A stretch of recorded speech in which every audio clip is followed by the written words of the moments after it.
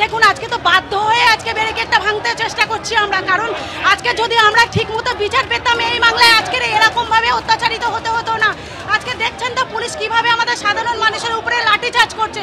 এটা কি আজকে পুলিশের উচিত লাঠিচার্জ করা? আজকে পুলিশ হচ্ছে দলদাস হিসেবে কাজ করছে এবং এই রাজ্যের পুলিশ হচ্ছে পাছাটা কুত্তা, সেই জন্য সাধারণ মানুষের উপরে অত্যাচার করছে। আমরা তো চেয়েছি শুধুমাত্র বিচার, আমরা বিচারের দাবিতে আজকে পথে নেমেছি। আজকে আমরা শুধুমাত্র বিচারের দাবিতে পথে নেমেছি। আমাদের একটাই দাবি, আমরা যেন সঠিক বিচার পাই।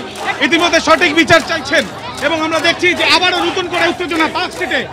একদিকে আমরা দেখছি কলকাতা পুলিশের উচ্চতর আধিকারিকরা তারা রয়েছেন, অন্যদিকে আমরা দেখছি যে এখানে একেবারে সামনে বসে ব্যারিকেডের সামনে একেবারে জিওলজিক্যাল সার্ভে অফ ইন্ডিয়ার যে অফিস বা যে দপ্তর, সেই দপ্তরের সামনে তারা রাস্তায় বসে রয়েছেন ব্যারিকেডের সামনে।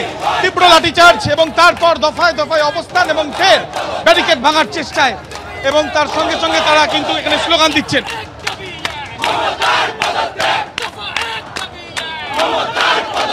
পুলিশ পুলিশ যে ব্যবহার, পুলিশের ওপরে ছি বলার মতো কোনো ভাষা নেই। যেভাবে সাধারণ মানুষের ওপরে লাঠিচার্জ হচ্ছে। আপনারা আহত হয়েছে? মানুষ এইভাবে আপনারা আহত হয়েছে? আহত হয়েছি, আমাদের মানুষকে, আমাদেরকে দলের মেয়েদেরকে মারা হয়েছে, আমরা আহত হয়েছি।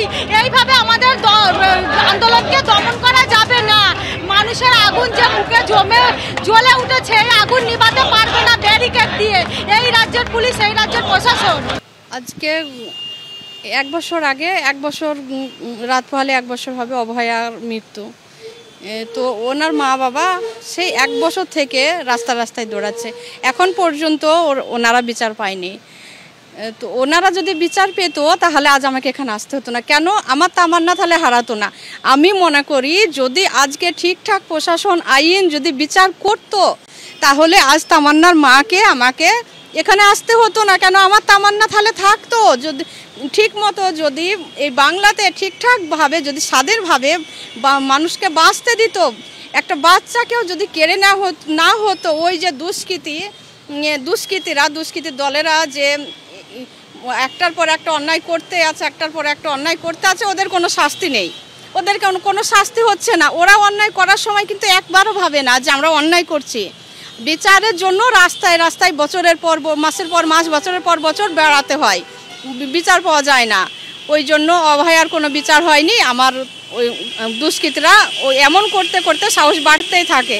আমার ছোট্ট তামান্নাকেও মারার জন্য 1 মিনিটও ভাবেনি, একবারও ভাবেনি যে ওই তামান্না ছোট্ট, ওকে মারা যাবে না। ও ছোট্ট, ও ফুলের মতো শিশু, ওর কোনো অন্যায় নেই, ওকে মারা যাবে না, ও তো মেরে দিল। তাই আজ আমি এসেছি যে অভয়ে আমার মেয়ে, আমার তামান্না যেমন আমার কোল খালি করে চলে গেছে, কতটা কষ্ট, কতটা মানে আমি বোঝাতে পারবো না আপনাদেরকে আমার কি হচ্ছে। তো আমি এটা অভয়ার মৃত্যুর জন্য ওর আমি ফিল করতে পারছি যে ওর মা বাবার কি হচ্ছে। ওই জন্য আজ আমি ওর মা বাবার পাশে দাঁড়াতে এসেছি। আজকে ওদের মিছিলে সামিল হতে চাইছি। আমি ওর জন্য বিচার চাইতে এসেছি, আমার মেয়ের জন্য, আমার সোনার জন্য আমি বিচার চাইতে এসেছি।